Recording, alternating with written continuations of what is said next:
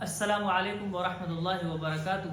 آج کی اس مختصر ویڈیو میں ہم آپ کو بتائیں گے کہ اگر آپ ابتدائی طالب علم ہیں اور آپ کتابوں کا مطالعہ کرنا چاہتے ہیں، خاص طور پر عربی کتابوں کا یا ادبی کتابوں کا، تو اس کا طریقہ کیا ہونا چاہیے۔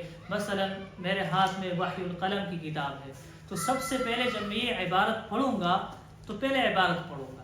مطلب یہ ہے کہ سب سے پہلی چیز یہ ہے کہ ہم اس کتاب کے اندر عبارت کو دیکھیں۔ مثلا میرے سامنے یہ عبارت ہے، تو سب سے پہلے میں یہ سوچوں گا کہ اس پر میں نے زبر پڑھنا ہے، میں نے زیر پڑھنی ہے، میں نے پیش پڑھنا ہے، کیا پڑھنا ہے میں نے۔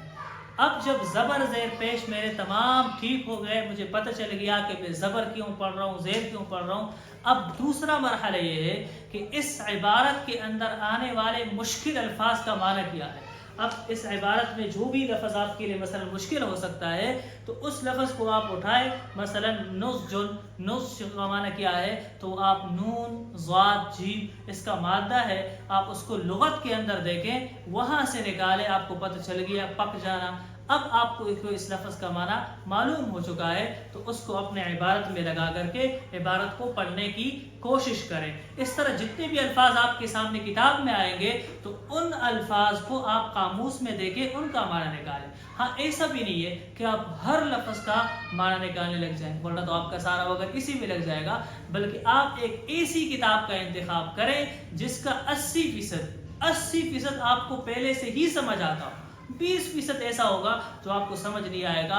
ایک صفحے میں اگر 4-5 الفاظ آپ کو نکالنے پڑ رہے ہیں تو یہ کوئی بڑی بات نہیں ہے۔ اب آپ نے عبارت بھی پڑھ لی ہے، اس کے معانی بھی نکال لیے ہیں، اب اس کے بعد اب سمجھنے کی کوشش کریں کہ اس کا مطلب کیا ہے۔ اچھا، سمجھنا الگ چیز ہے، ترجمہ کرنا الگ چیز ہے۔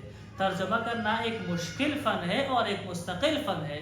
آپ کے سمجھ میں آنا آپ کے لیے کافی ہے۔ اب جب عبارت آپ کو سمجھ میں آ گئی ہے، اس کے بعد اب نمبر ہے اچھی تعبیرات کو لینے کا اور اچھے الفاظ کو لینے کا۔